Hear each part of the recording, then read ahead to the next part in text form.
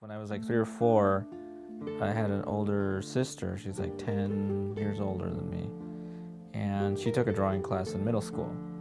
And I was like, what are you doing? She's like, drawing. I was like, that looks cool. She's like, hey, you like art? Here you go. I'm in 6th grade. She gives me a college level art history book. I would look through this book and I would see names like Rubens and Velasquez and Rembrandt. So by the time I was in high school, I'd already, not knowingly, had been like studying art history for the last 5 years. And I graduated high school and then I went to school at Boise State. I started doing landscape painting on my own.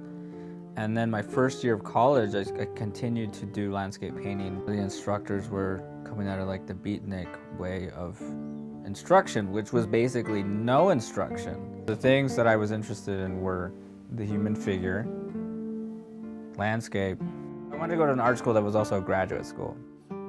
So I got accepted to the New York Academy of Art. I'm interested in the idea of doing Western art from a different vantage point. One which asks questions like, not one that reinforces like a stereotypical consumption of culture. I like the idea of not being spoon-fed a narrative when I look at a painting.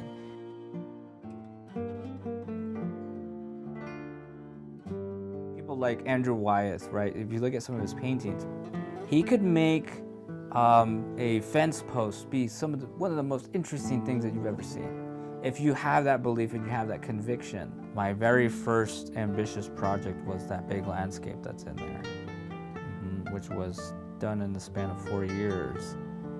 And what's interesting about landscape painting is that people have no idea how difficult it is and how unromantic it really is. So here's where the non-romantic aspects of landscape painting come in. Okay, it's hot. It was brutal. So you're sitting there in the heat, trying to paint. Bugs are landing on you.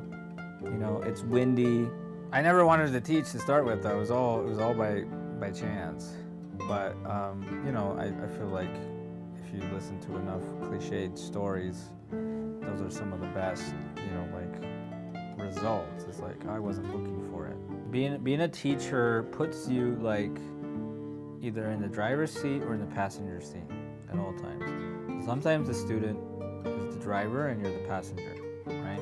I should say navigator. You're trying to help them navigate.